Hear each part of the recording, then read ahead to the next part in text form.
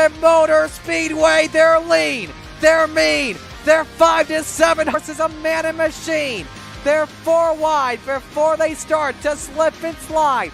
The Coast to Coast Racing League 350A Modifieds, Pro Late Models, and the 360 Sprint Cars.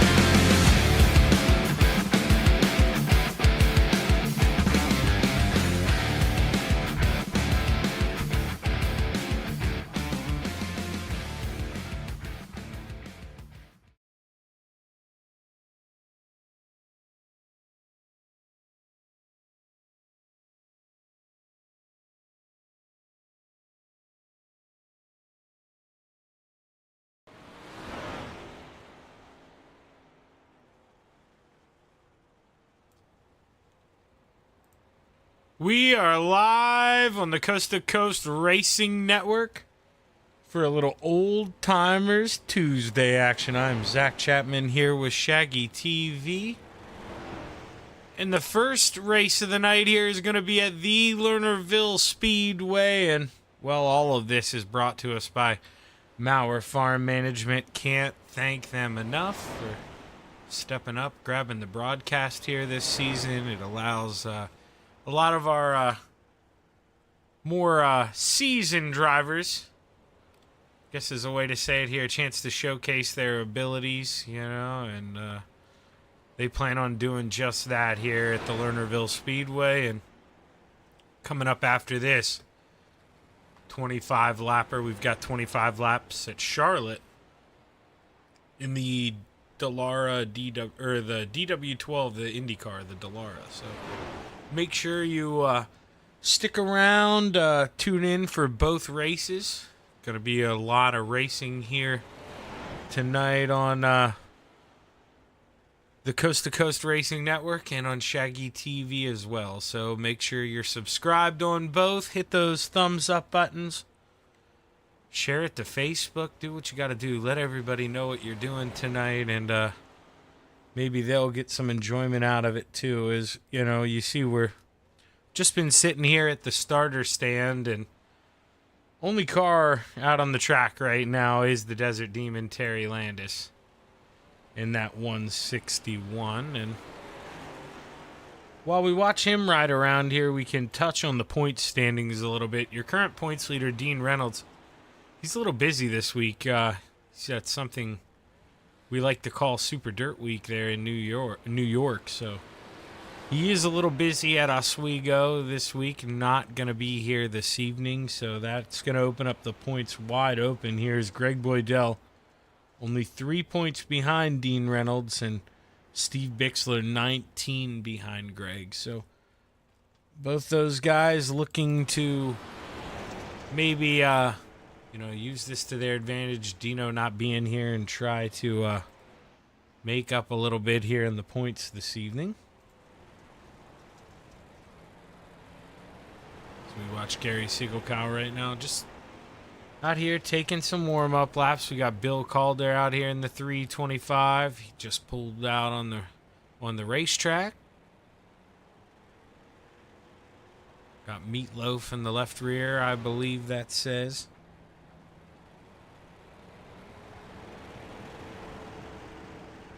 Those bright yellow wheels, man, ooh, they catch your attention, especially on the right side. You know, they got those filled-in covers, so you don't have that black dot in the center. If you didn't notice it the first time, you will this time. Man, they pop off the side. Let's see here. Is John? No, he's just sitting in the pit. Couldn't tell if he was pulling out or not. A couple guys just sitting on pit road. Bob DeGood there right beside him, as you see. What other drivers we got sitting back there? We saw John. We rode along with Terry. Is Barker back there? Oh, okay. So they actually had enough people. I thought they were all in the same room. So there are a couple of people out here on the track in practice session 2. We've got Roger Craig, Gary Offit, Steve Maurer. Let's see if we can see these guys come around here. There goes Gary. And there goes Steve, and there goes Roger. So got him out here right now as we'll follow the Bass Man here for a lap or two. It's right on board actually with Roger. We got some time to kill here.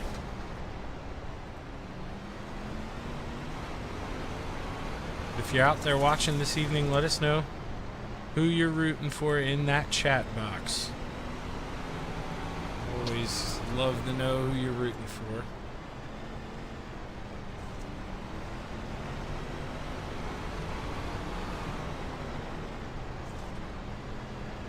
Trying to take a look here. Right now we have 15 guys, so most of the regulars here this evening. I'm trying to see Roger Shank. That's who. Roger's not here this evening, so Roger Shank, another regular, along with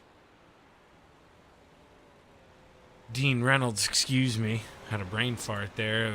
Both of those two, well, Dean winning the points, and Roger, I believe, P7 in points.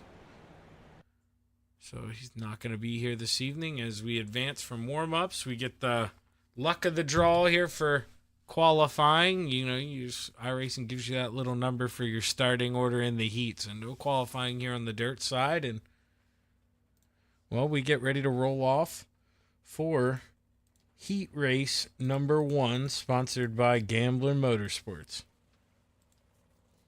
Starting on the pole in the 012, we have Bob Curtis into his outside in the 25.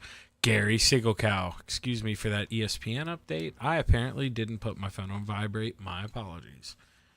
Greg Parmalee to the inside of row number 2 in the 4. Into his outside in the 7. Bob DeGood. Inside of row number 3, the Brewerton Beast, Jeff Barker. Into his outside in the 033, John Morano. Your fourth and final row here this evening, to the inside of row number 4, the 302 of John Rayner. Into his outside in the 014, GJ Boydell. Remember, Greg Boydell right now, that guy's second in points, so the iRacing gods not doing Greg any favors here to start the night, getting a real tough draw. And, well, you can hear my dog is a little upset about it. He's a little disappointed to see Boydell starting in the back of the field here. But the green flag is high. It's ready to fly. Heat race number 1 for Old Timer Tuesday is underway. 3 wide right away here in row number 2 and row number 1. 4 wide for a second as looky who downstairs, the Brewerton Beast, Jeff Barker goes, and Bob DeGood goes off and loses a right front tire. The show must go on, though. No cautions in the heats, and Bob DeGood's teammate here and friend in the 513 battling hard for the lead. Can the Brewerton Bees get it done? He's the leader at the line. 4 laps to go. Bob Curtis looks to the inside of the 4 of Greg Parmley as the battle heats up here for third. Can Bob Curtis gain some of those spots back? Started on the pole. It's fallen all the way back to 4th, but is not given up here as cross flags. Halfway, 3 to go. Jeff Barker, smooth as silk here as we watch these drivers drive into 3. Look at them all on the outside here. You got to think that's where you want to be. Is who is that in the back? John Rayner in the 302. He gets a little sideways coming out of 4. Battle on Greg Boydell looking below the 012 of Bob Curtis. Can't get underneath as they go through 3 and 4. White flag in the air. Final time around for your leader, Jeff Barker, as the battle heats up. Gary Sigelkow's trying to run him down, not going to be able to do it. Final time through 3 and 4. The 513 of Jeff Barker takes the checkered flag, followed by Gary Sigelkow, Greg Parmley, Bob Curtis, Greg Boydell, and John Rayner, your last running cars. John Morano 7th and Bob DeGood 8th. Had the early retire, and my apologies for my dog. I'm going to yell at him real quick. Going to mute this just a second. And by yell at him, I mean politely say, Appa, please be quiet.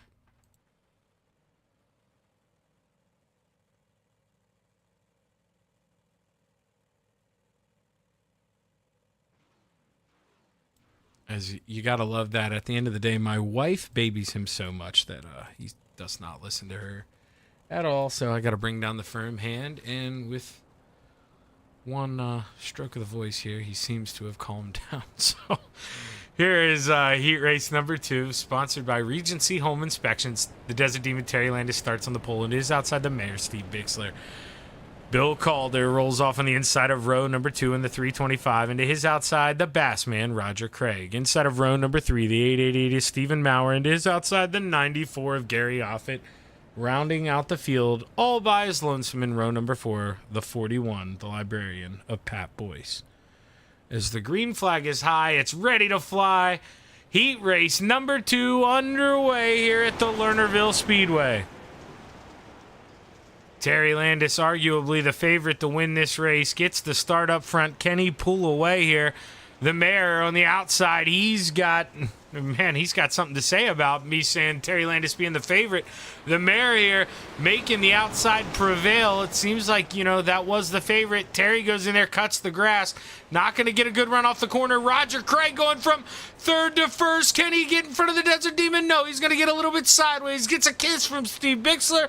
Steve goes from 2nd to 5th, just like that. The mayor's got to try to recover his battle on for the lead. The Bassman trying to get by the Desert Demon. As Terry Landis just ripping that outside, carries all that speed and pulls away from the Bassman, Roger Craig, for now. But Roger, he's not going to give up that easy. He's going to try to fight back. Steve Bixler gets so close to going over the edge. Here's 2 more times around. Can he get back up to P3? Remember, at one point was up there battling for the lead, but a little hiccup from him, lost 3 spots. He's trying to reclaim some here as he's on the bottom, 3 wide, white flag in the air, final time around. The Desert Demon has just been perfect here out front through these 5 laps. 2 turns to go, coming out of 4 for the final time. The Desert Demon gets it done. Gary off at P2, Roger Craig 3rd, Steve Bixler 4th, Pat Boyce 5th, Steve Maurer 6th, and Bill Calder rounding out the field this evening.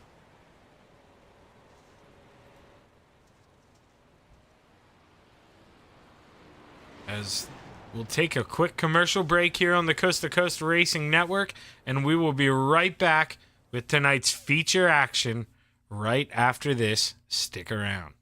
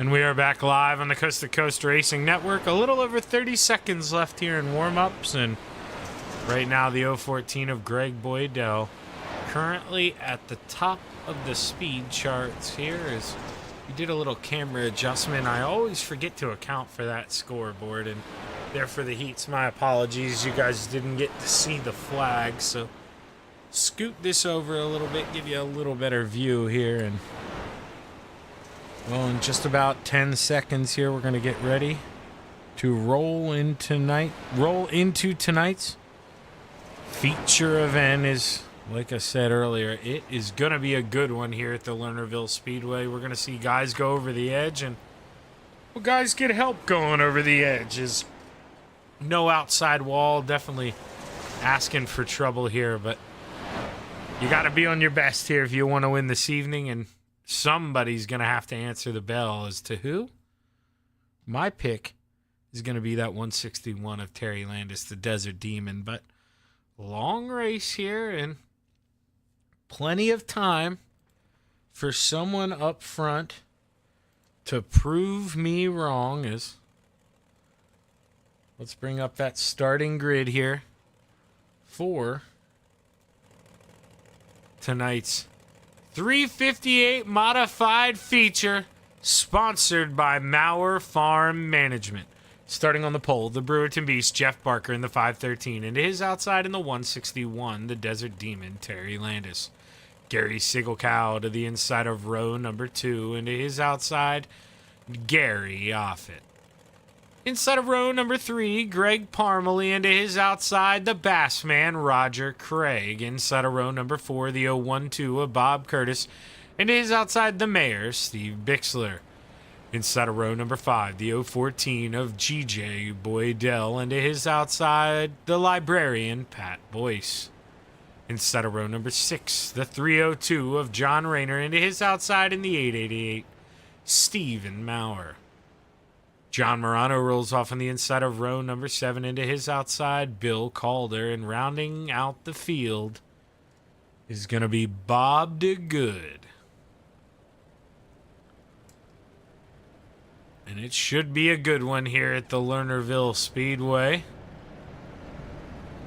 Two people who are very familiar with each other starting on the front row. They've turned countless laps, so this should be a good, exciting race here this evening. Really looking forward to it.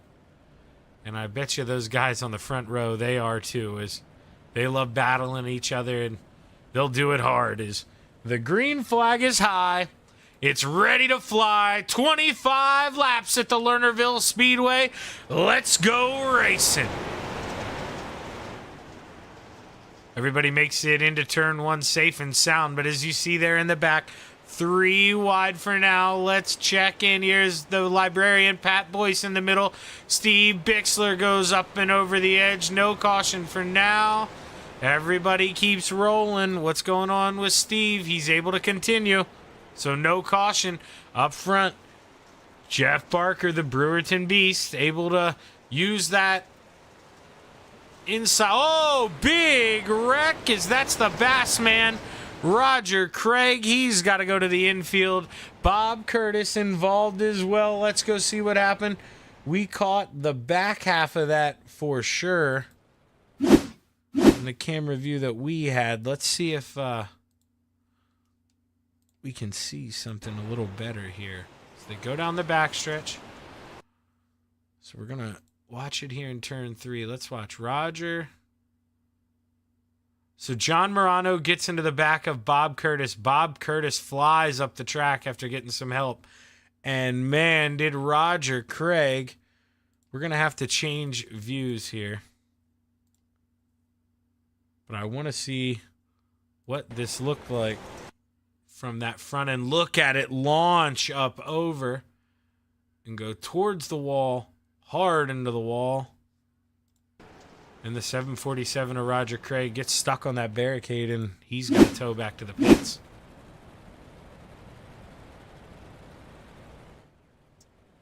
Jeff Barker still the man out front right now. Terry Landis looking to see if he can do a little something about that, but right now the Brewerton Beast seems to be, the dominant car here. Able to pull out front, though, like I say, it is early, long way to go, so Terry Landis could very well be just saving his stuff here. Is no reason to push the envelope here. 22 laps to go. Only 3 down here at the Lernerville Speedway. Roger Craig still on pit road, so we shouldn't be going. We are actually going to go green this time by. Maybe Roger will get that wave around. But he is going to be on pit road here as the green flag is high. It's ready to fly. We're back racing here in the 358 Modifieds for Old Timers Tuesday. Terry Landis looking to get on that top shelf right away, trying to rip that edge, get some speed. John Morano gets some help there. Couldn't tell from who. John was minding his own there on the bottom. Gets a little kiss going down the backstretch, and he loses a lot of spots fast. Is back up front, the Brewerton Beast, Jeff Barker, all alone, basically. Terry Landis experimenting with that bottom, trying to get something to work, as Pat Boyce, the librarian, went up and over, able to come back on. No caution for now. The librarian keeps it straight. Bob DeGood looks to make it 3 wide, thinks better of it, peeks back up in line. But Greg Parmalee goes for the big send on Gary Sigelkow, and he completes the pass. Bob DeGood now to the bottom of the 4 of Greg Parmalee as he gets around Gary Sigelkow for at least now as they enter turn 3. This is the best battle on the track as Gary Offutt gets into Gary Sigelkow. Gary Sigelkow up and over into 1 and 2. He's on the lid. No caution for the 25. It just now does come out. as we kind of, saw that happen there, let's see if we can pull up a better view of, I believe he just gets, pinched up into the wall a little bit. Let's see, he gets a big send. Parmalee may not have known he was up there, but I mean, you see he's to the door. I mean, he's there. He does come down a little bit as Greg's coming up, and Gary, he gets the worst of that. That's the awkward time to hit the car, and tries to yank it to the left, bounces off the wall, rolls, and Gary Sigelkow has to tow.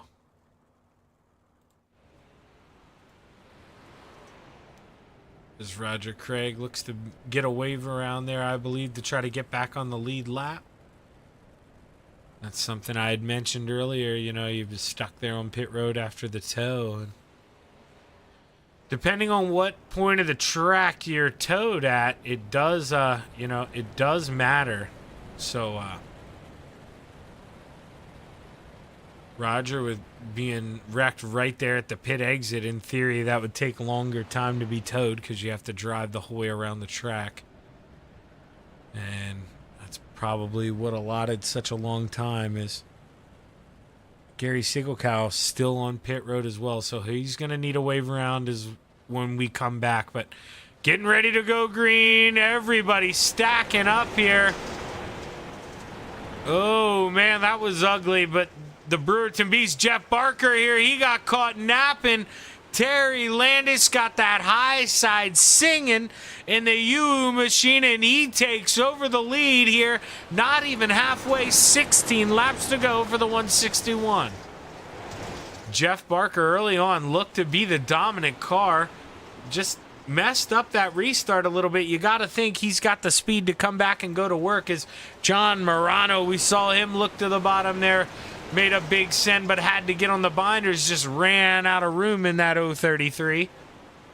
Oh, 3 wide behind him. Greg Boydell was in the middle for a second.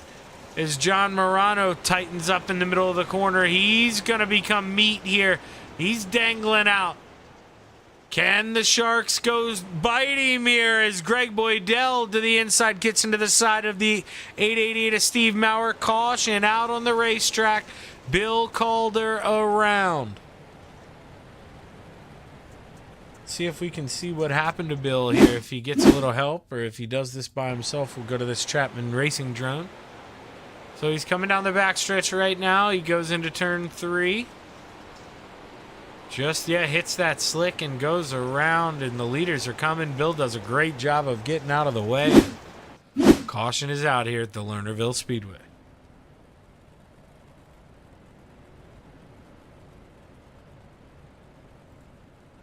Well, let's see here. Well, let's, these guys seem to not mind when I pull them up, so I'm going to continue with pulling some of these guys up. Hey, Terry, caught Jeff sleeping there on the restart, man. What's the plan here for the rest of the way? I'm just going to run the top. It seems to be working pretty good, so I'm just going to stay up there. Yeah, if something happens. Yeah, it just seems like, like you said there, I've been seeing guys get a run out of 4 especially. I mean, do you think anybody can make a pass on the bottom right now? I'm not sure. I think I passed Jeff pretty good. Go ahead. Well, no, I was going to say, I think, are the lights off on this pace car? I'm sorry, go ahead. I was going to say, lights are off, so I'm going to send you down. Good luck, Terry. Go get him All right, hell. thanks. I think they shortened those laps there as people were coming by. That's why I was being so pausy. I saw, people trying to get out here. Bill Calder there trying to get out of the way. That was a hectic restart, but advantage to the 161 of Terry Landis. Just rips that high side, looks to pull away here as we'll watch them all drive through 3. Another caution out here at the Lernerville Speedway. So let's see here. This could have been a couple things. Let's actually go to Bad Voice. Was it this one? All right, so they're all going around the same issue here. Not too sure when and where. Let's see. Okay, so Bob the Good looks to get a little bit sideways. The 888 gets into him, and from there, Roger lifts Pat gets into the back of him. Pat then gets hit from Gary Sigelcow, and it was just, I mean, that was the train there. Let's see if we can see what originally caused it. We saw the 7 kind of go around. He's got the 888 right behind him. Oh, John Morano kind of comes down and gets into him a little bit as they're just fighting for the same real estate. Well, the 7 of Bob DeGood, he's going to pay for it.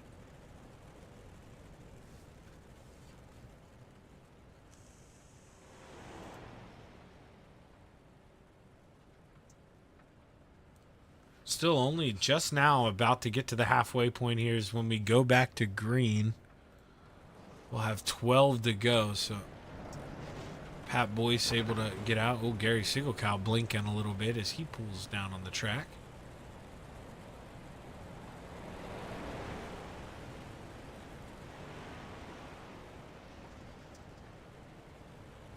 But I believe, yeah, lights are off on the pace car, so we'll be going back green this time. And, well, the Desert Demon, he told us what the plan was. Get to the outside. Stay there. You know, it's been working for him so far. And why not go up there and don't fix it if it ain't broke, Terry. Halfway home, 12 to go. Can the Desert Demon hold off the Brewerton Beast as Jeff Barker looks to the inside? He's got the lead for now in the middle of 1 and 2, but the Desert Demon with a big run off the top shelf. The Brewerton Beast right back to the bottom, side by side at the line. Give it to Terry Landis. Oh, caution is out. Caution is out. Ooh, Gary Sigelcow with a wild flip there. We caught just the end of it. Let's go back and, well, we'll try and see what happened here. Is doesn't want to give us a wreck here, actually. So right there in 3 and 4, he gets into the, Gary Sigelcow gets into the back of Bob DeGood. You see the 888 get help from Bob Curtis. So Steve Maurer got sent up, and Gary Sigelcow pinched into the outside wall. Goes for a wild ride there in the 25, and said it once, I'll say it again. It's a little early for Hanukkah here, fellas, to be spinning around like a top. But Gary will go in there and get a quick repair, try to fix this thing up, and get back out here. He's going to have 9 laps to go when they get the green flag. Maybe 10 here if it changes. Back to 11. But either way, yeah, okay, so changes there. So we're going to have 10 to go here. So a quick little sprint. And Terry Landis with it, with us restarting here, with getting 10 to go, not being under 10, may be another double file restart here. Is yes, they are going to go double file. So Terry Landis 1 lap short of what he probably would have liked, preferred that single file restart. But Jeff Barker, he's got one chance here. He's gotta fight back while he's side by side here with the Desert Demon. He's running out of chances here as the green flag is high. It's ready to fly. 10 to go at the Lernerville Speedway. Let's go play. Terry Landis with a dream start, and Jeff Barker here, he's fallen to the wolves. Gary Offit to the outside. He looks to take over P2, and Jeff Barker just committed to that bottom right now, not going upstairs. Going to see if he can fight back. John Morano, we saw him peek there to the outside, 3 wide as he's on the high side of the 7. Oh, Bob DeGood cuts him off there going into 3 and 4. He tries to cut under, gets some help from Roger Craig. Right now, everybody keeps rolling. But a caution is out here, and John Morano ends up getting tagged and going around. We saw it happen live. I don't think we're going to get an actual, car spinning out here. I think that was a Iracing admin caution because they saw, in real racing, that's going to be a caution 10 out of 10 times. As Roger maybe, tried to fit up there in front of Gary, and John was there, and Gets a little help then as they all try to straighten it out. Straighten it out. Guys bumping, banging. John Morano here. We'll watch. He ends up getting a little help as he comes down in front of the 325. Probably didn't realize he was coming by still. Loops around, has to go back, but here we are. We'll have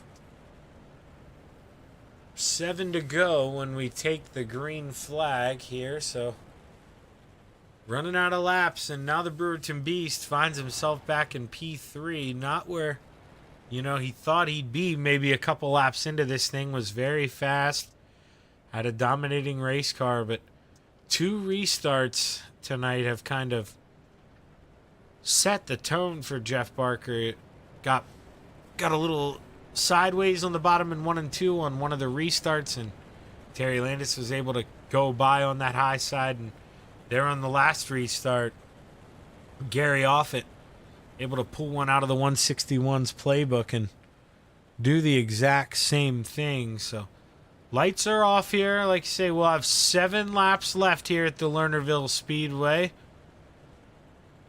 If Gary Offit thinks he's got anything, he's got to go now as we go through 3 and 4. The Desert Demon brings us back to the green flag. We're racing.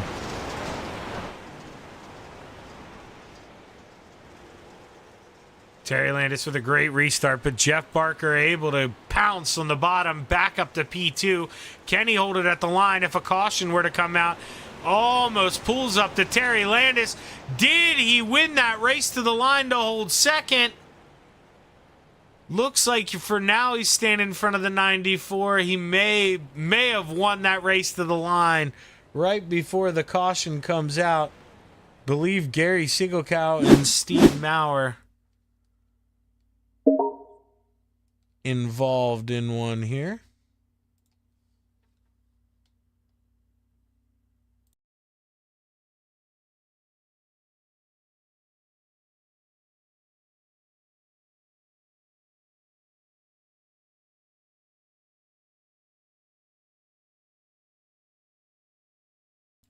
Sorry, a little technical difficulties there with the mic. It unplugged real quick as I tried to move my mic position, but there you see the caution. I think it's going to be for Gary Sigelkow there as I was in my quiet moment without mic-less. I think coming to a stop there, or nope, okay. So I thought it could have been coming to the stop, but no, Steve Maurer looping around, and then Bill Calder losing his left front wheel. That is definitely going to be the caution here at the Lernerville Speedway.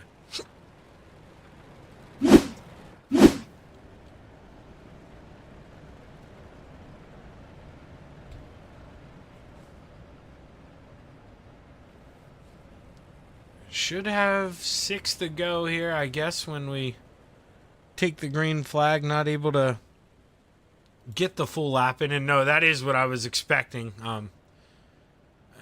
Gary probably just reacted late, and then we saw that replay. Gary is back in front of the Brewerton Beast. Jeff Barker not able to beat it, not able to complete that lap, so it goes back, and the green flag is high. It's ready to fly. We're back underway. The Desert Demon looks to hold on to the lead as the Brewerton Beast looks down in the basement one more time, tries to reclaim that second podium position.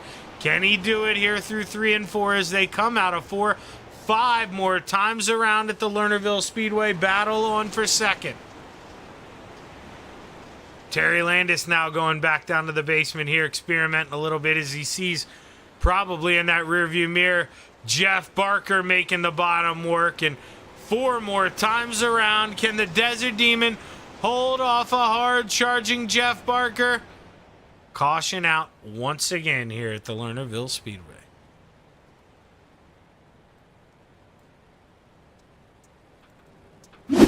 I think possibly, let's see here. So I'm not seeing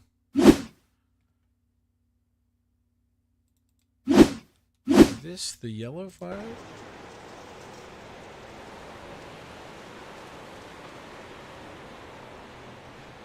No, so Bill never came to a stop there.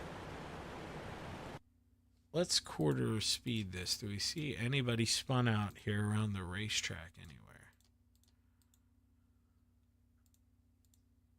No, so that's a tough break here. Actually, this is the perfect here, the blimp static view. Let's rewind.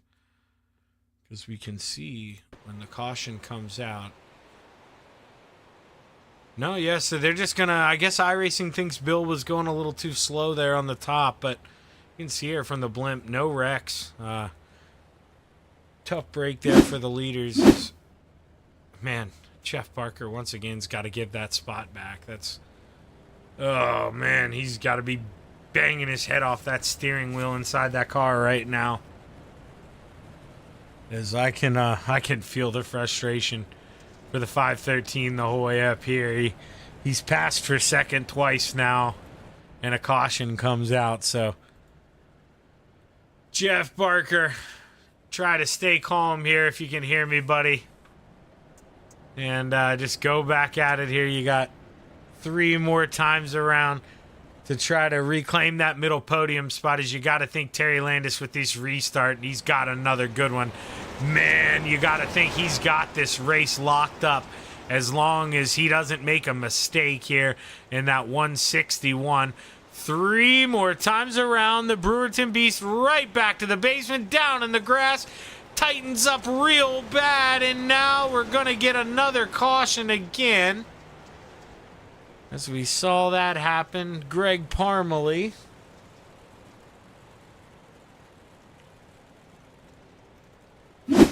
Let's see if he got any help here. Got Greg Boydell below him right now. Bob DeGood on the outside. So he just gets sideways. Gets a little loose. Comes down into Greg Boydell. Pat Boyce, the librarian, nowhere to go. And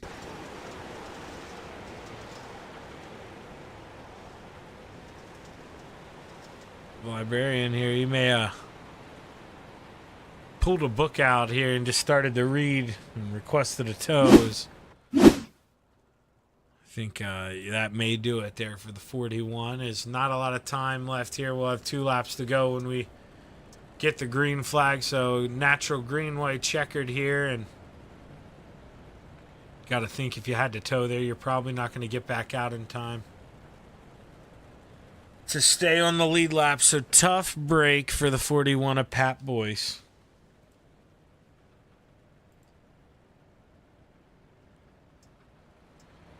Nine cautions here this evening, so a lot of misbehaving going on, and there might be a lot of drivers a little frustrated with one another after this one. There's not really a lot of time here, not allowing themselves time to get passes done, and well, every time Jeff Barker gets a pass done on that 94, a caution comes back out, and he's got to give it back. He's passed him, or no, that time, excuse me. That's the first caution that Jeff Barker's probably thankful for, actually. You remember he got loose coming out of 4, but the green flag is high. It's ready to fly. Green, white, checkered here at the Lernerville Speedway. Who's going to get it done? Bob DeGood. Man, he looked to have maybe gotten on the loud pedal a little early there. He big move around the outside of the 014, and white flag in the air for the 161 of Terry Landis, but battle is on here. Final step of the podium. We're going to watch Terry Landis roll off into turns 3 and 4. But now we're going to watch it here from the starter stand. Terry Landis first. Gary off at second. Jeff Barker third at the line. Just able to hold off Bob DeGood. Greg Boydell rounds out the top 5 here at the Lernerville Speedway. But the man who I picked, who I told you I thought would get it done there, old Smokey, the Desert Demon Terry Landis, he does prevail. He gets it done, and well, now he's going to have to try to clean the dirt off here and get in the asphalt mindset and try to go win a Dollara race here at Charlotte. But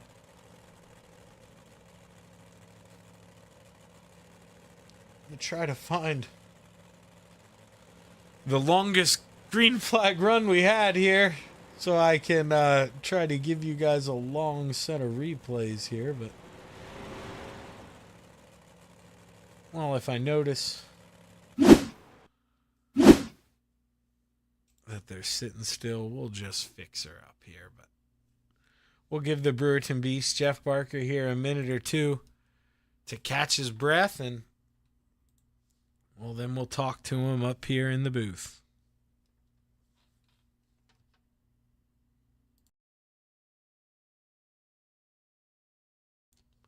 And it looks like Jeff did just make his way up here to the waiting room, so we'll pull the Brewerton Beast. And I got stuck at the... Oh, hey, sorry, Jeff. That's okay. I'm good at ruining your guys' conversations down there. But, hey, man, you know, those first opening laps here, you know, I mean, when we were getting some green flag runs in, you seem to be really quick, man. It just seemed like the bugaboo for that 5:13 was the restarts here. That's what was killing you. Yeah, I did very poor on the restarts and the first laps after the restarts too. Yeah, you know, looking back on it here, is it something maybe on a restart? Because, well, I mean, seeing how comfortable Terry was on the high side, would you think about making the switch to the high side, or were you just so comfortable on the bottom that that's where you wanted to run? I wanted the middle, so it's hard to say for that. I don't know. It's hard to say what I would have done different if I was in the lead, but yeah, Terry put on a great race, and he was going to be hard to pass. And then Gary got in there, and he was definitely hard to pass. He was quicker than I expected. So, but it was a good race. It was fun. Yeah, and you know, all in all, Jeff, good points night here. Able to put that 5:13 on the podium. So, congratulations, my man. Who you want to thank? I got to thank Mauer Farm Management for putting this on, Shaggy for broadcasting it, and Malcolm's Mills Mill Riding for sponsoring this racing here. A hell of a job tonight, Jeff, and we got to do some endurance racing soon, but take it easy, my man. Thank you, sir. That's Jeff Barker in the 5:13, your third place finisher. And now we're going to bring up the man who finished P2 here in the 94, Gary Offit. Gary, man, you seem to have another one who you could hook up on that outside, but not long enough of a green flag run to really try and mount a charge here on the leader this evening. Yeah, I didn't have really anything. And then, the last 4 laps, I just kind of went down to the bottom. Jeff was a lot faster than me, I think. He was able to get down there on the bottom. I was trying to dig up there on the top, but I don't know. Maybe my entry into 1 was kind of messing me up a little bit, but man, what a fun night. Yeah, Terry's super fast. Had nothing for him. No, and I mean, realistically, Bob DeGood right there, 4th. I mean, these guys you're running around, you know, they finish up in the top 10 on that Thursday night deal on a pretty weekly basis. So to plant yourself right in the middle of them here, Gary, hell of a run for that 94. You got to feel good about P2, man. Who you want to thank? Well, first of all, let's I wish everything, thoughts and prayers for the people down in Florida. I know there's quite a few of us that raced there's in our group. We're thinking of you guys, so stay safe.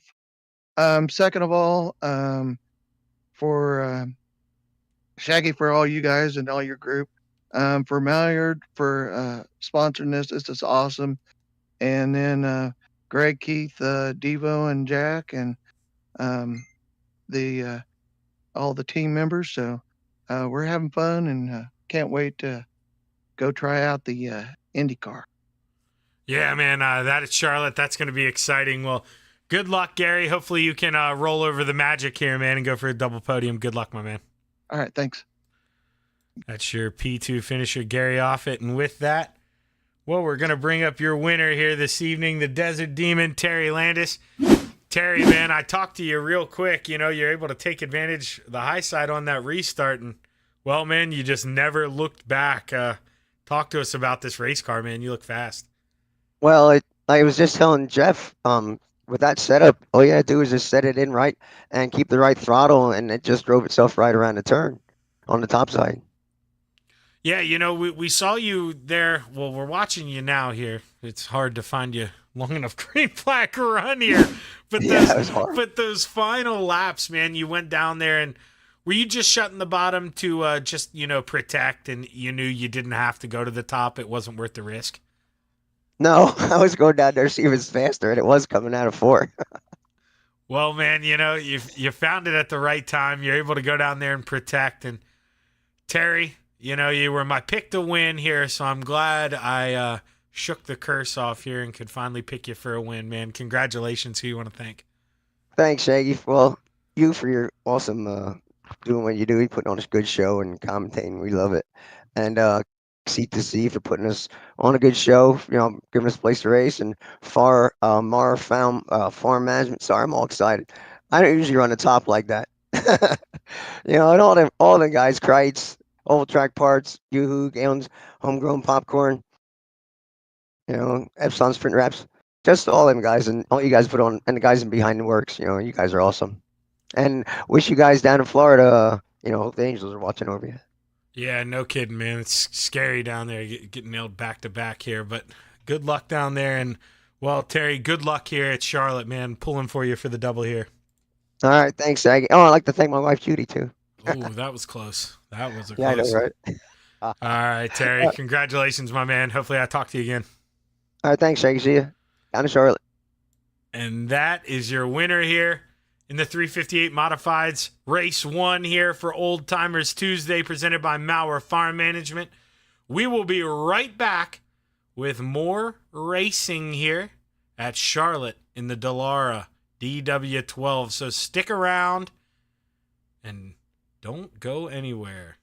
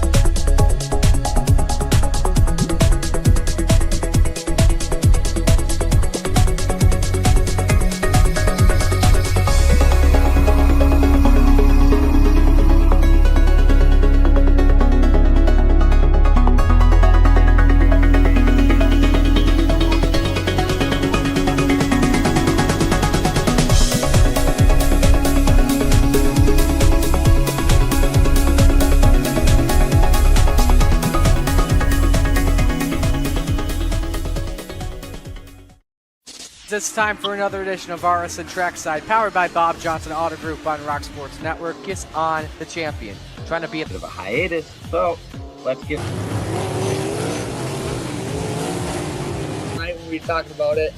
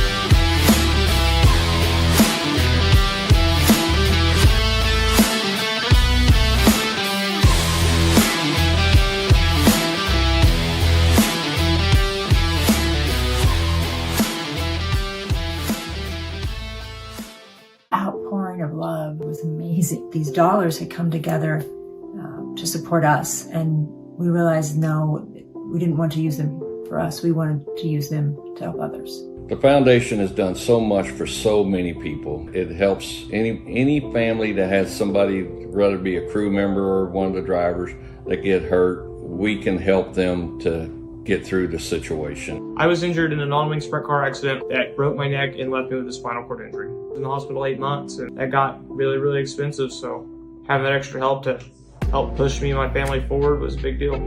I was involved in a pretty gnarly sprint car crash. Found out my brain was swelling and bleeding. Pelvic bone was broken. I had 2 cracked vertebrae on my back, and I was in the ICU a little over a week. The Steve King Foundation reached out to my parents. We received a donation from them. Immediately, they started me on what's called neurofeedback, and insurance did not cover the neurofeedback appointments. So we received another donation from the Steve King Foundation. It really helped a lot, and I just want to say thank you. Thank you from the bottom of my heart to the Steve King Foundation for everything that they have done for me.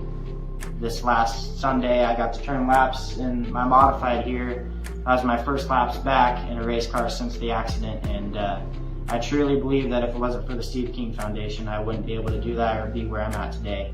Yes, Steve's death is the reason the foundation exists, but it's Steve's life, and it's the lives of racers everywhere, is the reason we're able to do the work we do.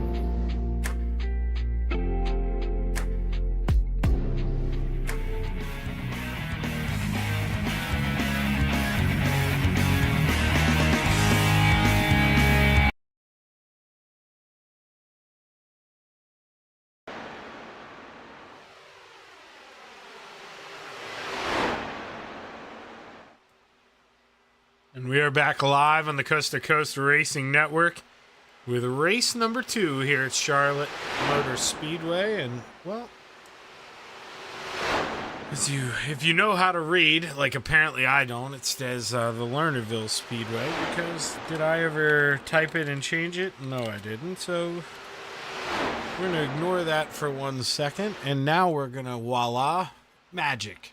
There we go. All is correct in the world of Charlotte and racing. Here's Ed Harris in the 92 is out on the track, and not as many guys here this evening. My father not feeling that well, and he takes care of my grandmother. She's not doing that great either, so he's got to take the night off this evening. No Tim Chapman. We talked earlier in the evening about no Dean Reynolds. He normally doesn't do the asphalt anyway, but no Roger Shank here. He's normally a regular out here. We do have Mike Cranmer, and we do have our current points leader here in the asphalt, Greg Boydell. He's got a I don't know how to do math. He's got a 21-point lead over Mike Cramner. And Mike Cramner with a 1-point lead over John Rayner. So John Rayner and Mike hoping for a better finish here than the 014 of Greg Boydell this evening. Looking to reel in the point leader is Mike Cramner. He is the first guy on the track here in the 70. And well, Mike, we'll pretend we didn't see that, and we'll pretend Roger Craig is the first guy out on the track here this evening.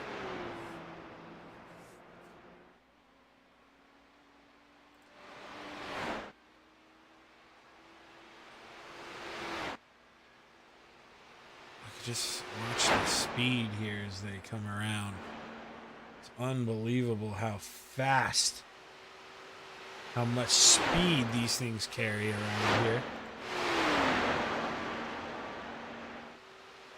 As Roger Craig looks to set the pace here at lap number 1.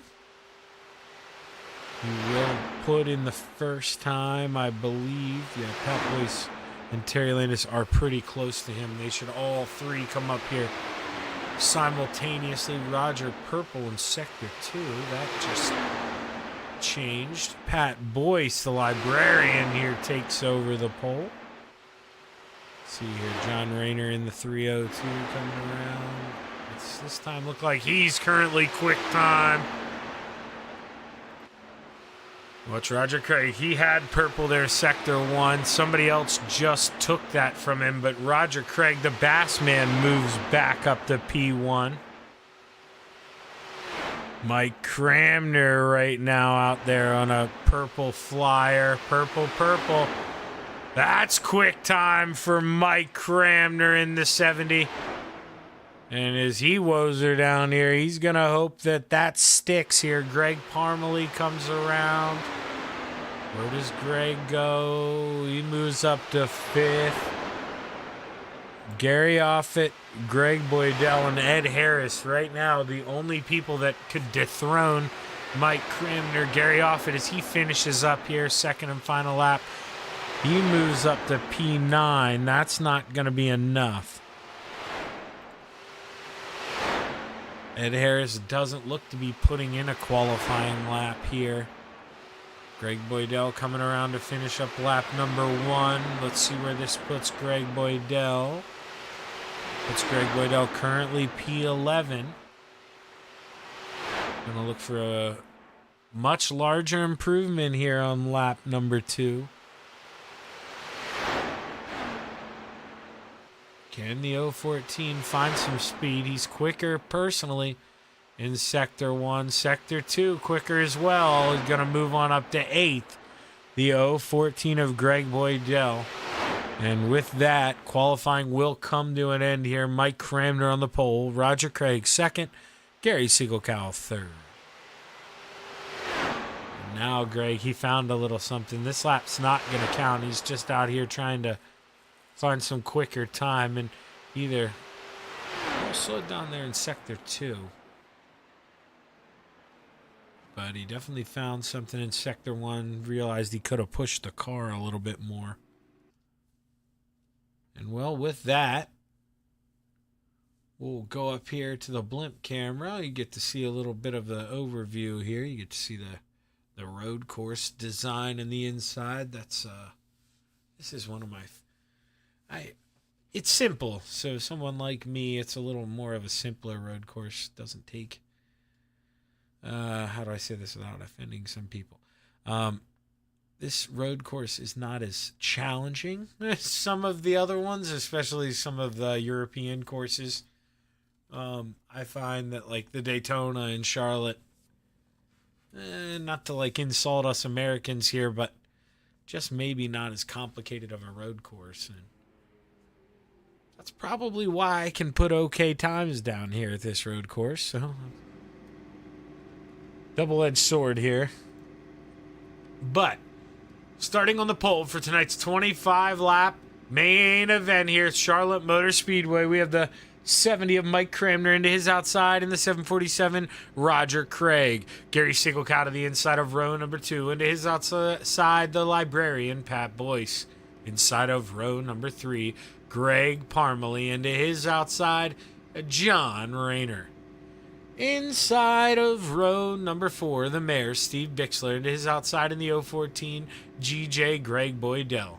Inside of row number 5, the 012 of Bob Curtis, into his outside, Gary Offit. Inside of row number 6, the Desert Demon, Terry Landis, into his outside, Bill Calder. Rounding out the field this evening, Ed Harris. Still waiting on Gary Offit to grid here, so once Gary grids up here, should get rolling, should get ready to go. But if you're out there watching tonight on the Coast to Coast Racing Network, once again, let us know who you're rooting for out there. Give us that thumbs up button. Hit that subscribe button. Hit that share button. We really appreciate it. But Gary Offit in that 94 still yet to make the call, so not sure if he's going to make it here for the opening grid, or if maybe he'll have to request a wave around here if he can get into this session here and hop in the car, because I believe the car should get ready to roll here any second. Yep, here we go. And Gary Offit, you watch him drop down to the bottom of the sheet there. Not able to make the call here, so Gary's got a uphill battle the rest of this way, and it looks like he is in the pit now, so he was able to make the grid here after. It was just a little short.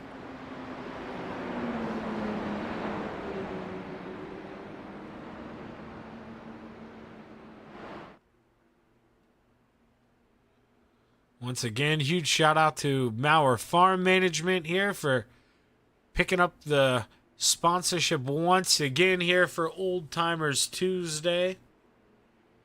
I'm Zach Chapman here with Shaggy TV, and we will be bringing it to you all season here Tuesday night on the Coast to Coast Racing Network. I'm also here on Wednesday nights for Hometown Heroes, and I'm normally here with Marty on Mondays. We can't seem to get on the same Monday schedule here, as I've had to spend some time with the wife and I was sick a couple weeks. But Marty and I normally sit in with him there on Monday, and then every now and then I'll chime in on Thursday. But it's been a lot of just me on Thursday here, as Marty's been doing a lot of real life stuff. So make sure you tune in the rest of the week and you'll get to catch me here on the Coast to Coast Racing Network. But the green flag is high. It's ready to fly. Mike Cramner in the 70 with an excellent start here brings us to the green flag. Oh, it's a little early here, boys. Behave. A lot of racing left here, but the caution is going to be out here. Lap number 1, Ed Harris. Let's see if he got some help. So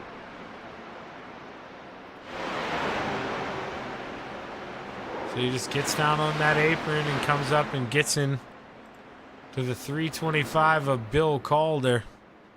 Old Willie can't catch a break here.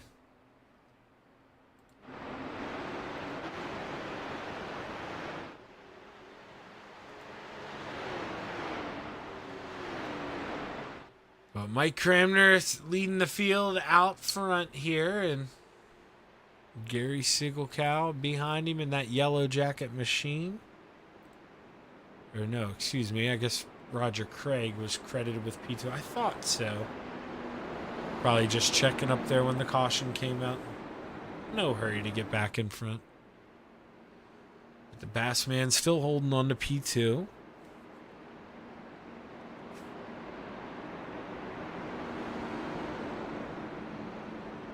Now Gary Offit, he is coming around here. Not sure if this is the first one for him. Oh, is Gary Sigelkow with a spin out under caution. What happened here? Did he get help?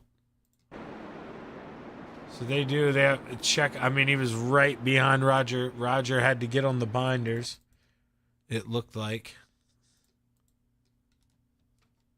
And we clicked the question mark that brought up Internet Explorer.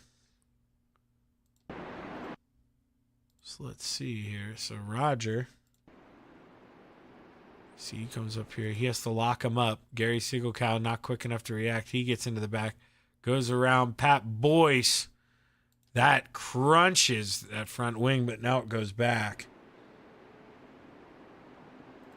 So hopefully that's a little Iracing glitch there. Pat's hoping, because, man, that thing looked crunched.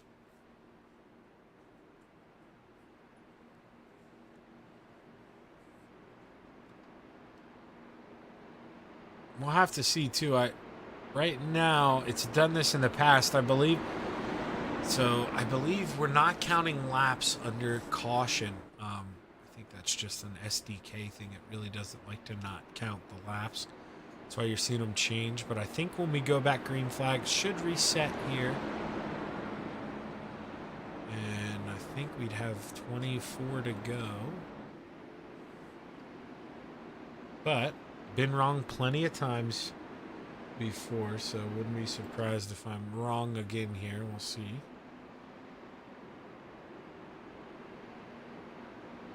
As the lights do go off on the pace car, so we will go green this time by.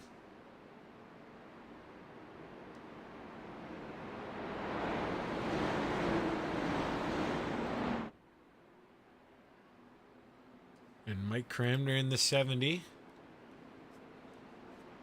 Will look to win, I believe. Let's double check this, but I believe he's already, yes, so he's won one race this season. Look to go for win number 2. Your 3 winners this year in the asphalt division: Ed Harris, John Rayner, and Mike Cramner. So Ed Harris still currently on pit road. Not sure if Ed Harris will pull on out and be able to join back up with us or not.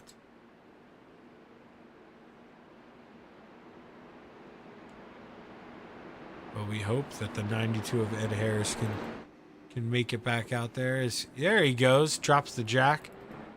Rolls on out and got the quick repairs done, and he'll hope to get back on the lead lap here.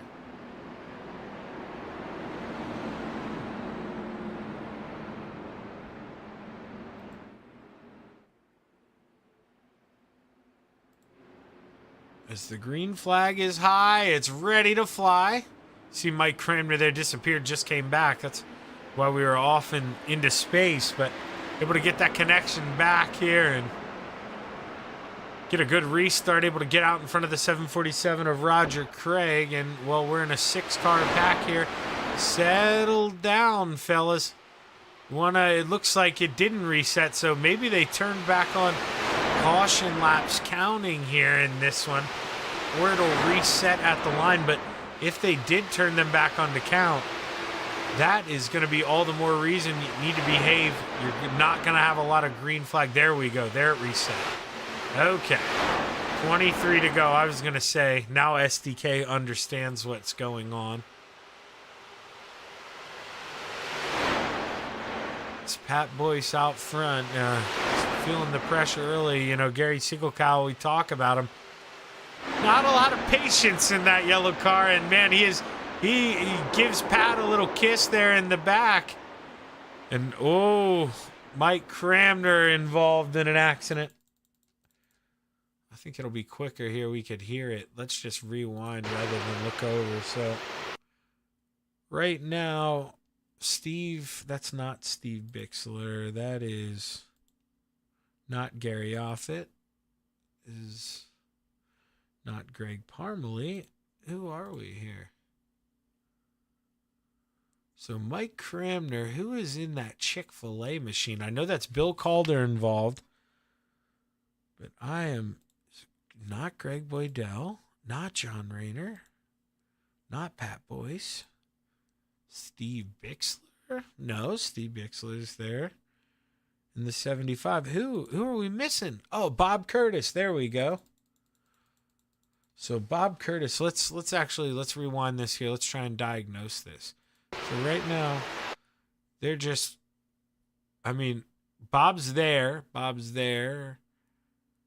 Mike comes down, maybe not knowing he's there. And, well, Bill Calder right behind, not able to check up. He gets involved as well. And 3 cars just like that go around. Steve Bixler also. How does he get the right front damage? So he's missing a wheel. So that's where him and Bill Calder, they were actually involved in their own little wreck here behind. So 2 separate wrecks at the same time going down the front stretch. And well, caution is out here once again.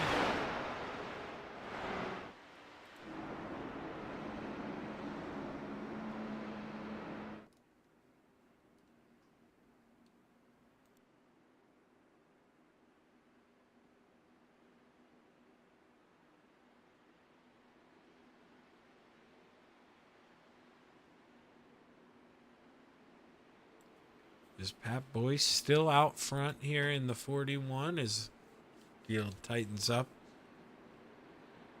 Only 3 laps completed here, 2 cautions. So like I say, these, fast cars here, you gotta be patient. Don't need to make the move right away when you get the run. Drafting helps here, so it's a lot of patience.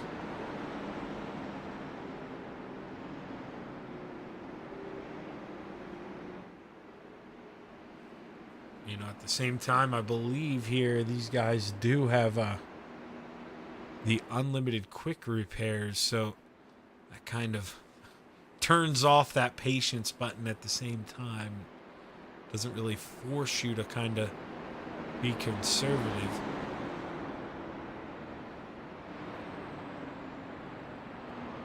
So we'll have to see what kind of racing we get here when they go back at it. Is seeing that yellow car on the outside of the front row. I don't think he's going to calm down until he gets up front. So long way to go here at Charlotte Motor Speedway.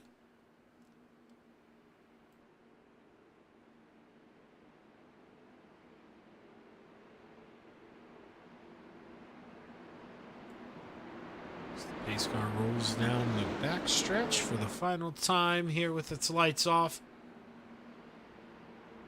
He'll pull off in the middle of 3 and 4, roll down pit road, and the 41 of Pat Boyce in that PBR machine. He's going to bring us back to the green flag. Got that yellow Amsoil machine to his outside. As the starter puts the yellow away, gets the green flag high. It's ready to fly here at Charlotte Motor Speedway. Can the librarian hold off the pack? Long way to go here. 21 laps at Charlotte Motor Speedway.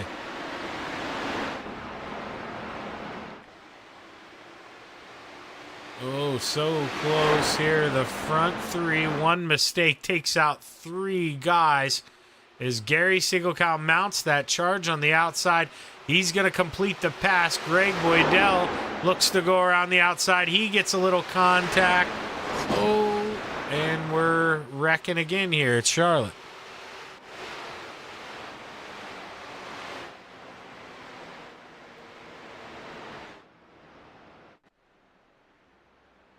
As we're going to try and find a replay of this. I'm not getting any replay markers to help me out with this one, so we're gonna have to find this one. But there we see Greg, he got a little bit of help. See Roger kind of react to that. Terry lifted, he gets into the back of Terry Landis, hard into the outside wall. Mike Cranmer in the 70 with nowhere to go. And caution is out.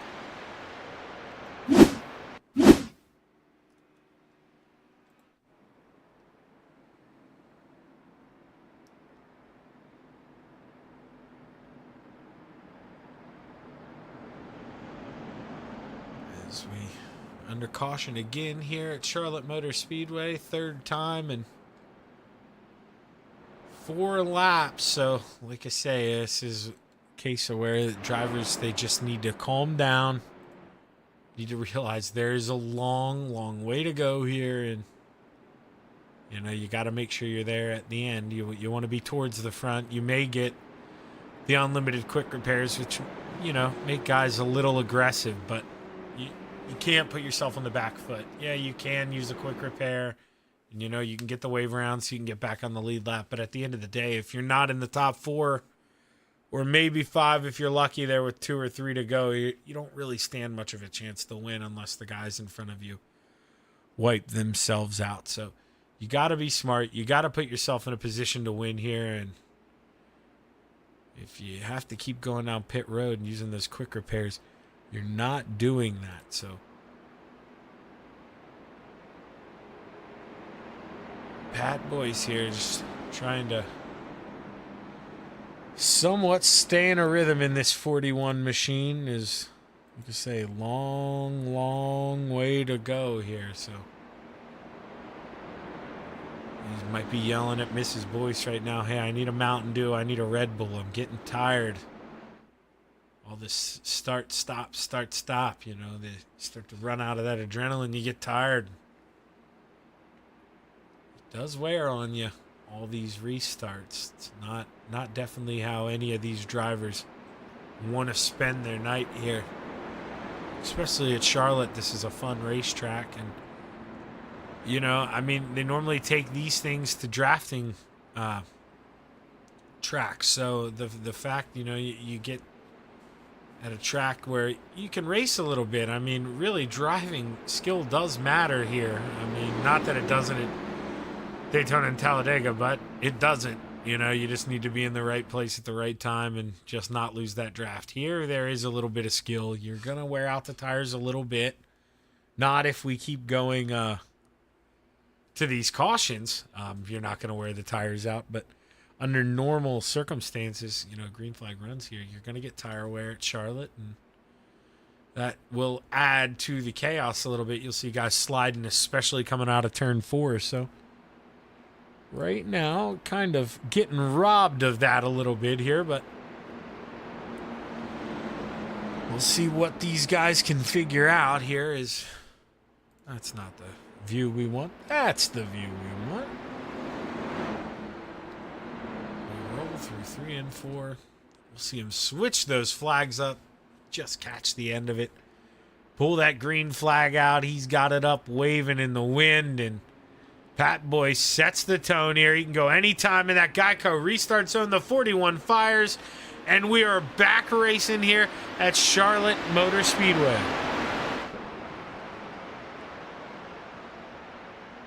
Terry Landis right away with a big run on the high side. He's going to the top shelf. We got a new leader. Terry Landis, the 161. Car in the wall. Greg Boydell in the 014. No harm, no foul. We keep racing.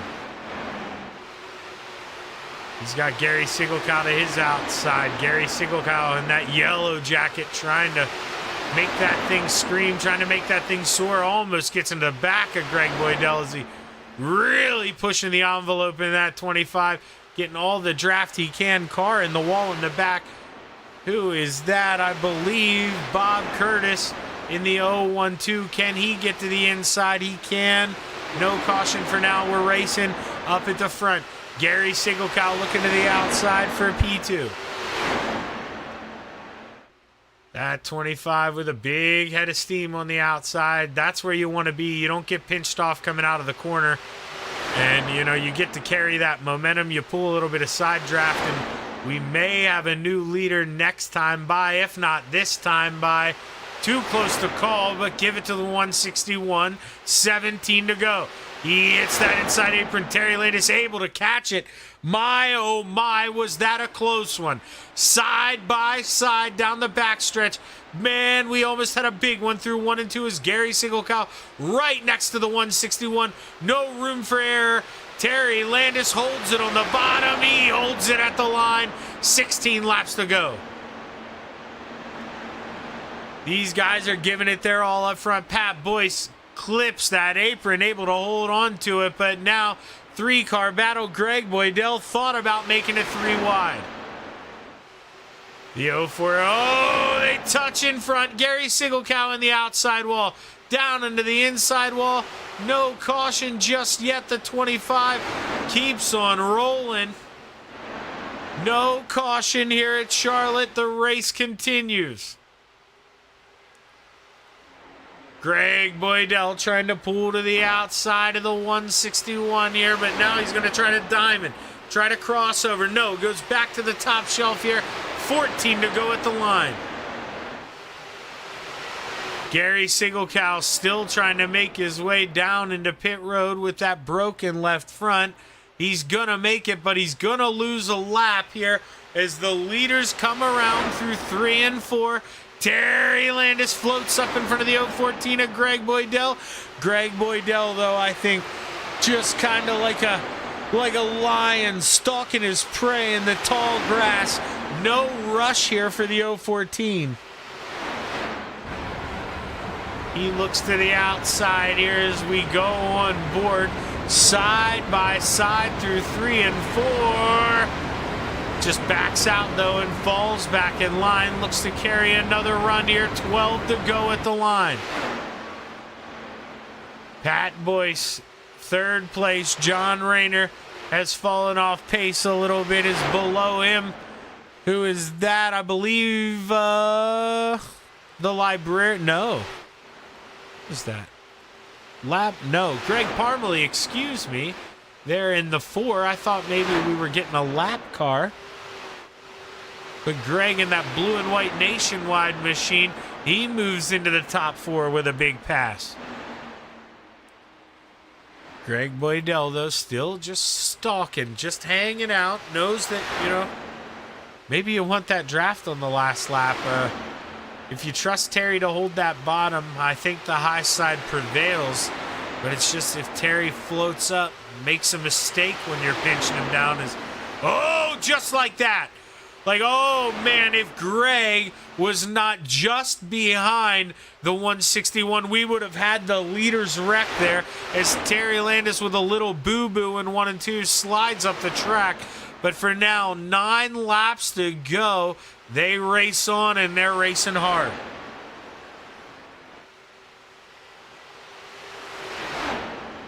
Mike Cramner here, feeling some heat behind him, is Steve Bixler. And I believe Gary Offit, yes, in the 94, Gary Offit to the outside, able to get around Steve Bixler. Now he's going to see if he can go around the 70 of Mike Cramner as the 94. He's found some speed there in the middle of the racetrack, but battle heating up for the lead. Greg Boydelli peeked to the outside once again. Caution out on the racetrack. John Rayner involved in an accident, racing with... We decided that was Greg Parmalee earlier. Yes, we did. So John slides up in front of Greg. Greg gets into him, not really anywhere to go, and Rayner hard into the outside wall in front of the start line. And let's go up here to the starter stand. Let's see what we saw here from the flag stand.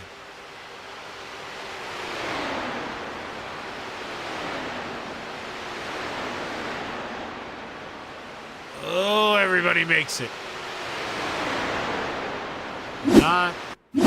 Not without a little excitement there, and we got treated to a nice green flag run there. Got to let those guys battle it out a little bit. And now all of a sudden, Greg Boydell and Terry Landis, they're going to have some company. This is where if you're Greg Boydell, you're going to wish you were in the front. Wish you could control this restart, wish you were the guy here, but you're not, and you just gotta hope that you get a good jump here with Terry Landis and maybe put the pressure on him early. I'm gonna mute this mic for a real quick minute as I'm gonna grab a tissue and blow my nose. I'm starting to get a little stuffy, so stick around, give me about 20-30 seconds here, and you'll hear Shaggy's lovely voice again.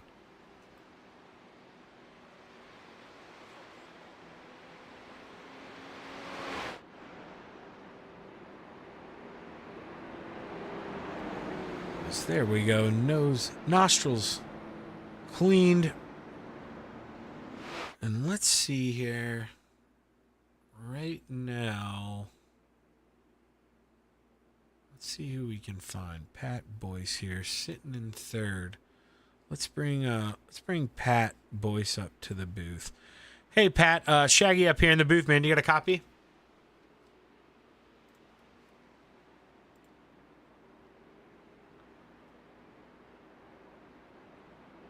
Hey, Pat, Shaggy up here, man. You got a copy?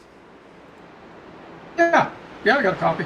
Hey, what's going on, man? Right now you're sitting P3. You think you got a chance to go up here and take this thing from Terry? I don't know. All 3 cars are running really like the same. I couldn't gain no ground. We just kind of stayed the same distance, so I don't know. Now, I know we had cautions there early on, but after that, decent green flag run we had there, Pat, how's the car feel? Or tires seem to be an issue at all, or just pretty much non-existent? Pretty much non-existent. They don't feel bad at all. All right, Pat. Well, we're rooting for the librarian up here, man. Go get him. All right, thank you. That's the 41 of Pat Boyce here, right now sitting in that final podium spot. He says the cars are pretty even and doesn't feel like tire wear is really existent. So Pat Boyce there in this 41 machine would love to put that PBR Honda on the front row, but a lot of guys who would love to take that final podium spot away from him as well. Mike Cramner back there in 5th has driven his way up after being involved in a little scrap early on. Gary Sigelkow is back on the lead lap. He would love to drive his way back up here into at least the top 5, but right now, long way to go. Here, 7 will have, I believe, yes, 7 laps when we take the green flag, so it's plenty of time here. I know it doesn't seem like a whole lot, and well, I mean, I guess in reality it isn't. You know, it's about 4 minutes if they stay green flag, but around this 1.5 mile track, you got enough time for the guy in front of you to make a mistake, but, you know, at that same time, you got enough time for you to make a mistake as well. And right now, you got to make sure, with not a lot of laps left, you're perfect here. Is 7 laps to go here at Charlotte Motor Speedway. Lights are off. The Desert Demon will look to go for the double here tonight. He won the 358s at Lernerville, and now up front here with 7 to go when they get the green flag. He would love to go 2 for 2.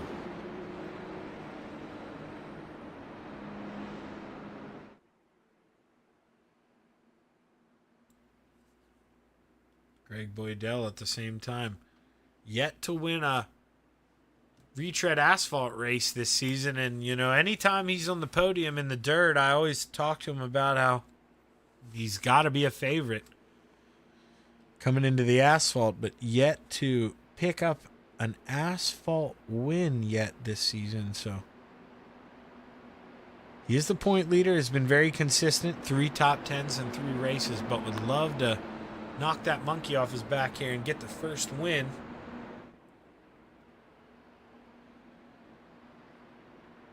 In the fall season here for the Coast to Coast Racing League.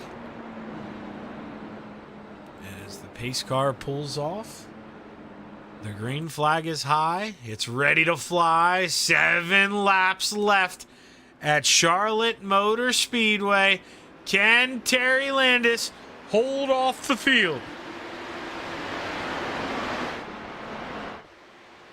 Greg Boydell right away to the outside, looking to take advantage of a great run going into 1 and 2, side by side, going down the backstretch. Who will be the leader at the line? Terry Landis floats up a little bit in 3 and 4. They make a little bit of contact. Terry hangs on to it, but caution out behind him. Ed Harris involved. Ed Harris on his lid here in Charlotte Motor Speedway. Let's take a look. Let's see what happened.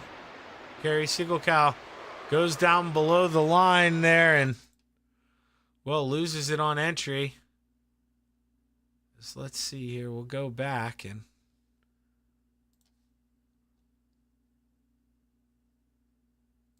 let's go up to the drone camera here. So Gary Sigelkow right now, you see him on the top. He's got a big run here. Not enough room in the middle. Tries to go down 3 wide and just not really a lot of room there. Turns in a little early.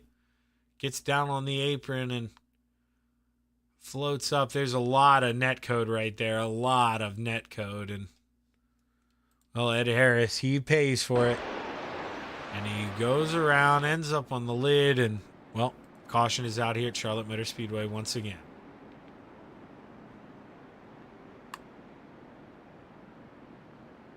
Got treated to that nice long green flag run, but they say, or how do they say? All good things must come to an end here, and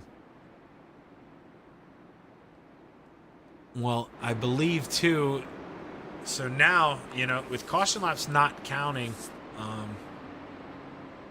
that kind of put the hurt on Greg Boydell here, because let's do something here. So this is the exact moment that the Iracing caution came out. Exact moment here. We're going to look to the inside. So Greg Boydell in the lead. Terry Landis never had the lead through any timing loop.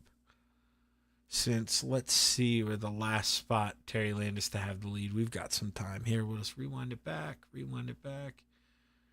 So Greg Boydell behind him there, drives it in deeper. There's where he makes the pass. So if the caution laps are counting, like, you know, in like normal asphalt races here, the field would freeze when the caution comes out. But since the laps aren't counting, it's going to go back to that previous lap. And that's where you're going to see Greg Boydell caution out there, but not able to get to the line, and going to have to give that back to the Desert Demon Terry Landis. So Terry Landis real lucky right now, and, well, he's got to take advantage of that gift he was given here.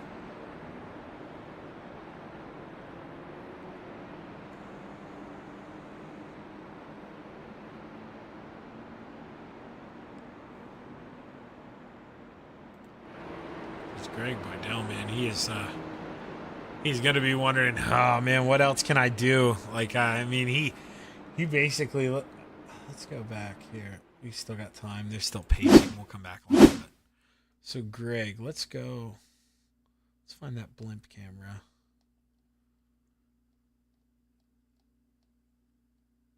Here's the Chapman Racing drone camera. There we go. So Greg, I mean, you see, he's already catching him. I mean, he pulled down in to suck that draft. He moves out with that big run. You really can't do a restart much better than that.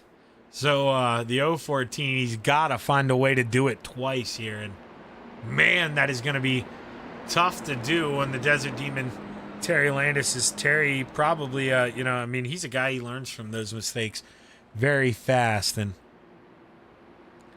I'm not too sure if we're going to see him give him a good restart like that again. Maybe might try a different jump spot here. Might go right away as he gets into the Geico restart zone. But it's all up to that 161 here. As the start's on him, we're going to have 6 laps to go here at Charlotte Motor Speedway. Can Terry Landis hold off the rest of the pack? Big jump here as they spread out throughout the field. But Greg Boydell able to master it again here, right to the high side 1 and 2. But Terry Landis going to drive it in a little deeper this time. He knows he's got to play some defense. Side by side as we watch them all race down the backstretch, battle on for the lead, though. Terry Landis moves back to the front, slots that car in front of Greg Boydell, and they're coming to the line. 5 more trips around the sun. Greg Boydell doing all he can to get around Terry Landis, but just no luck right now. Just stuck riding in that second position as you see him 2, almost 3 wide going down the backstretch behind. Don't want to turn away from this battle for the lead, though, as one hiccup. It's not going to matter now. 6th caution of the evening as caution is out here once again at Charlotte Motor Speedway. And let's see here, Gary Sigelkow involved, I believe.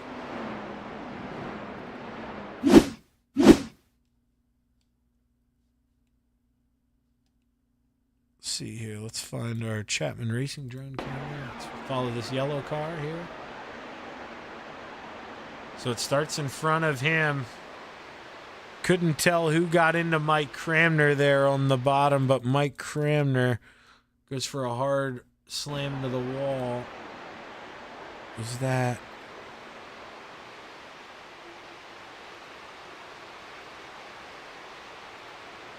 not John Rayner? Wasn't Bob Curtis either. We're trying to find who that white car could be there. Was it Roger who had the hiccup on the bottom? Rewind this a little bit. No, it wasn't Roger. It was the white car behind him. Or in front of him at this moment.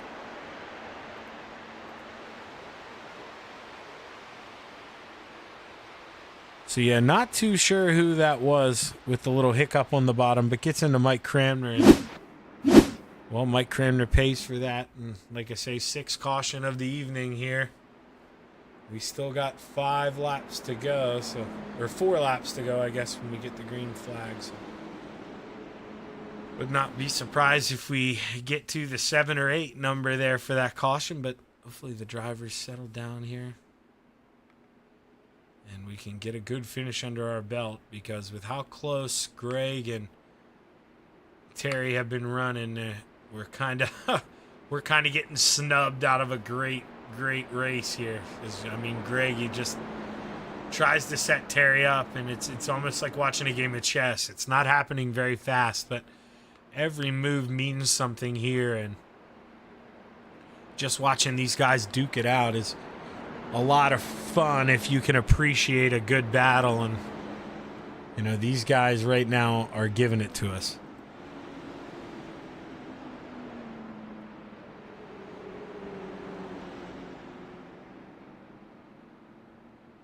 So Mike Cramner, I believe we've got an out beside him, the only car out of this race. Everyone else still in it here, trying to contend. As the lights are off, should go green this time by here at Charlotte Motor Speedway.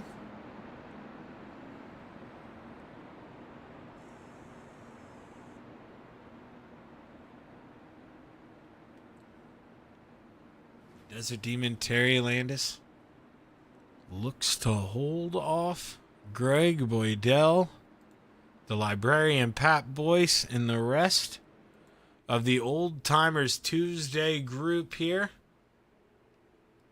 So we'll have to see if Terry Landis can get win number 2 of the season,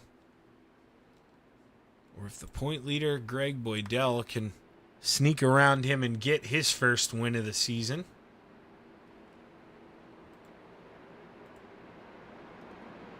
As if you're out there watching, once again, hit that like button, hit that subscribe button, let me know who you're rooting for. We got Joe Canella's out there. Thanks for tuning in tonight, Joe. Appreciate it.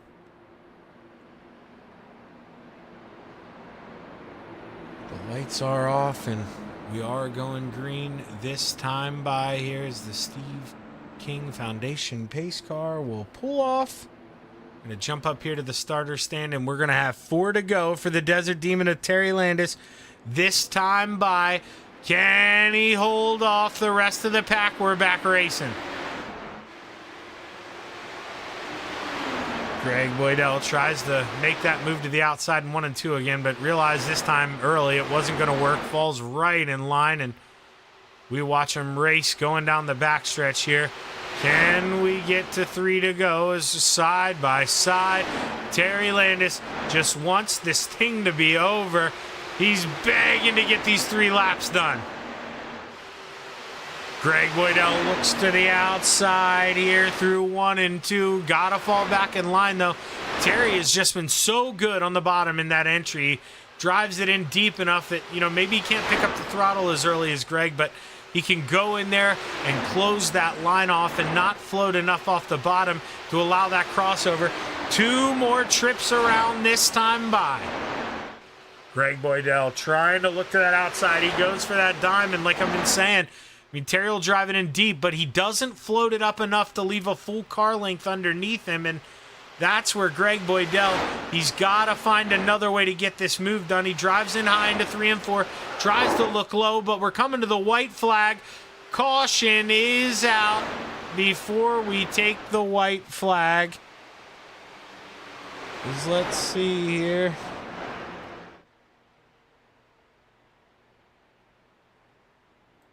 I believe Steve Bixler involved somehow. So Gary Offit, John Rayner, Roger Craig, 4 cars involved there. Steve Bixler goes for a wild ride. Oh! Hard hit for the mayor. We are under caution once again. And now this is exactly what Terry Landis didn't want to see here. We were about to get 1 to go here, and now we'll get a green-white checkered. So he's got to go 2 more times around and defend Greg Boydell. And, well, tough to say here if this is going to be the only green-white checkered attempt. So got to hold on, and you got to try to run your best race here.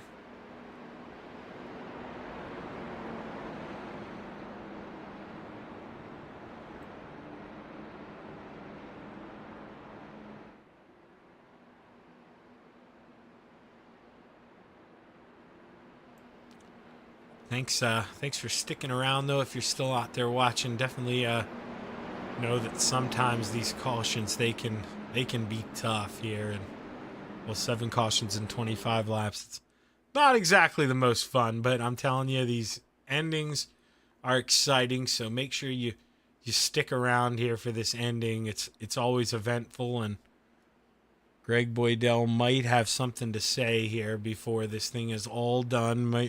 May win that first race of the year, or maybe Terry Landis, the Desert Demon, holds him off. Gonna have to stick around here to find out.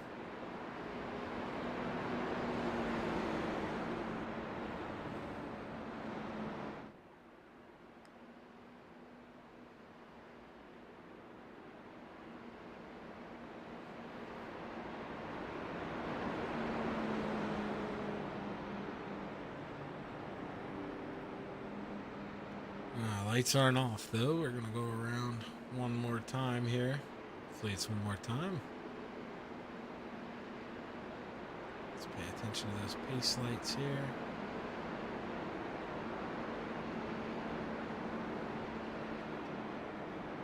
All right, lights are still on, so not going green this time by.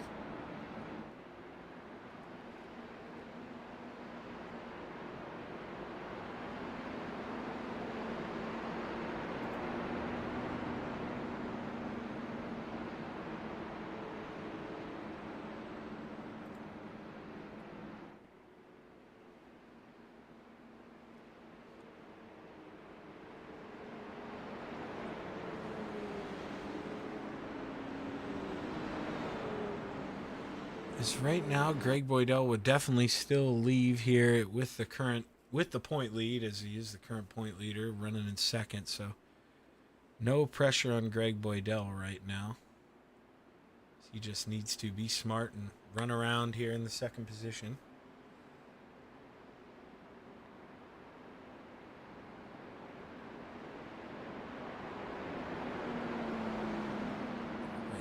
Too sure, because we have everybody out on the track. Everybody's on the lead lap. Mike Cramner, it said, was out of the race. He's not sitting on pit road. So hopefully we're going green this time around. So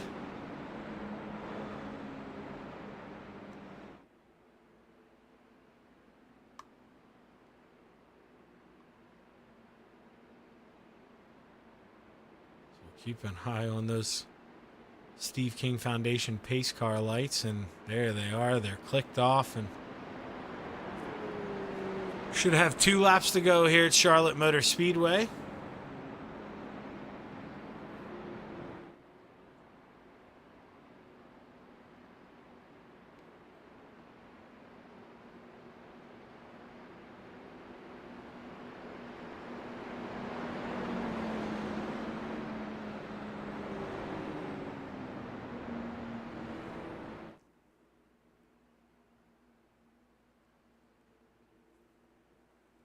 We'll have to see here. Hopefully, like I say, hopefully this is the final 2 laps of the race here, but you never know. Could get another one here before we end up getting the white flag. But when we come back to the green here this time, should have 2 laps left. Our first attempt at a green-white checkered. Excuse me, got the hiccups. I've been trying to hold my breath multiple times under this caution to get rid of those hiccups. Thought they were gone, and well, you heard it. They're not gone. As the Steve King Foundation pace car will pull off coming out of 4, and Terry Landis will look to bring us to the first green-white checkered attempt here at Charlotte Motor Speedway. As the green flag is high, it's ready to fly. 2 more trips for the 161.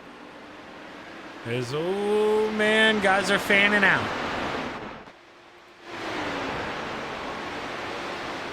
Terry Landis with a great jump right now over Greg Boydell. Greg, if he's got anything, he's got to come quick.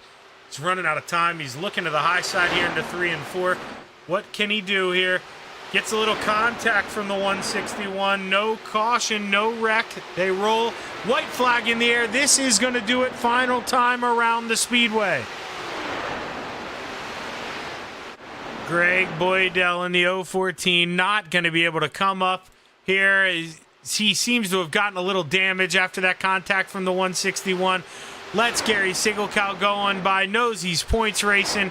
And Terry Landis is going to take the checkers here, complete the double at Charlotte Motor Speedway, followed by Gary Sigelkow, Greg Boydell, Bob Curtis, and Roger Craig rounding out the top 5.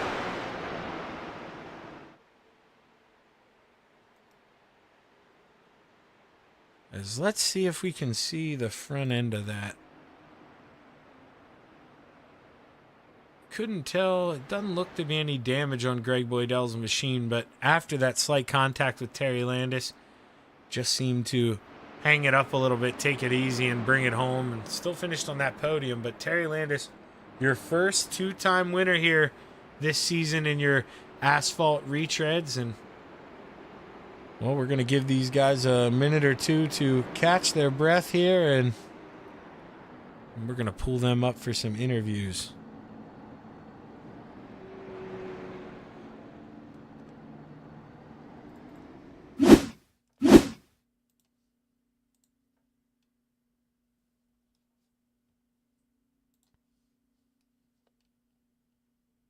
As we'll give Greg Boydell a minute to pop up here.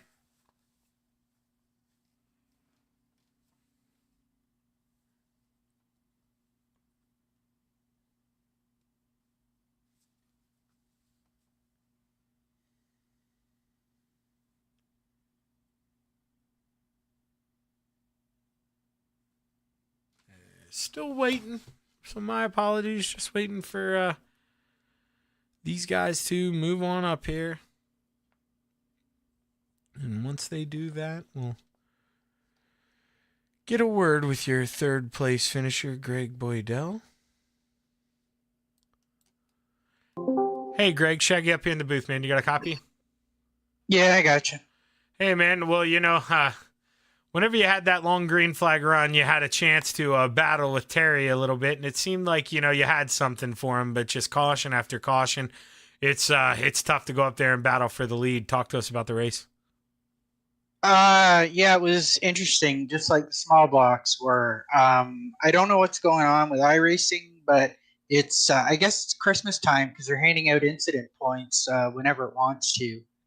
I don't know if it showed up on your broadcast, but on restarts, Terry's car was blinking in and out, and that last restart he hammered me.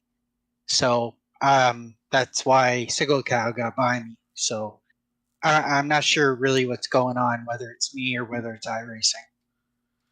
Yeah, not too sure there. I saw the slight contact there in 3 and 4 and couldn't tell if it, damaged your wing. I'd made a mention about it because you didn't really put up the fight there with Gary. You kind of just let him go on by. But at the end of the day, man, you're the point leader, and another podium, that's going to help you out on that trip here for another championship. So congratulations, Greg. Good P3 finish, man. Who you want to thank?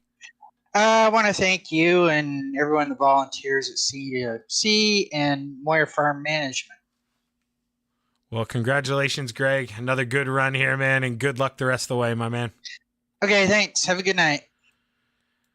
And now we'll pull up Gary Sigelkow here in the P2. Hey, Gary, Shaggy up here in the booth, man. You got a copy? Yeah, I got you, Shaggy.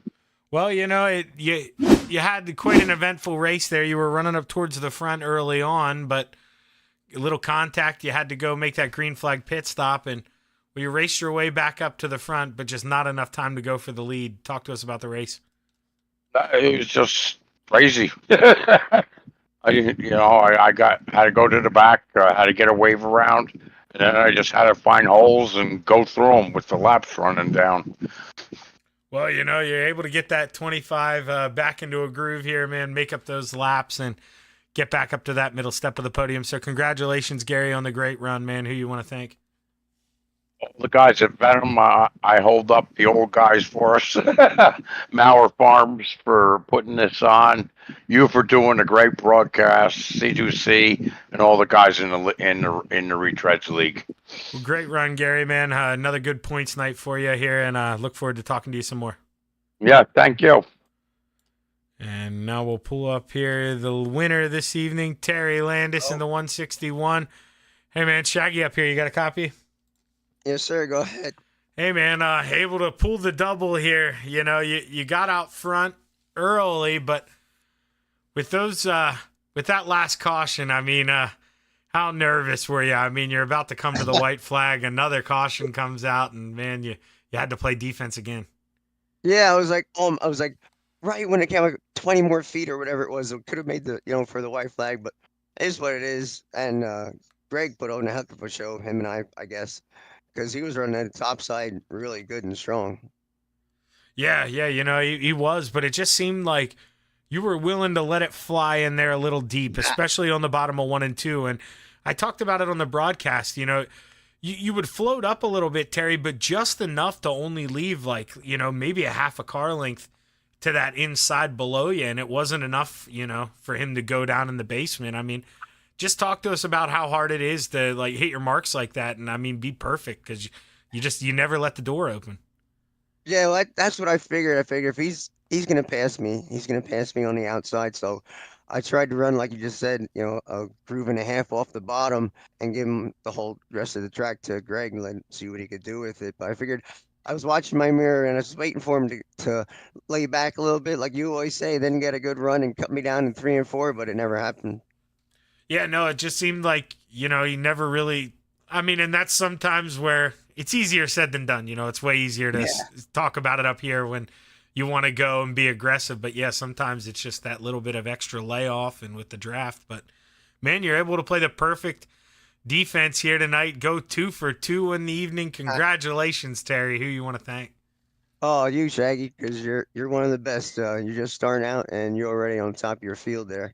And C2C for giving us a place to race.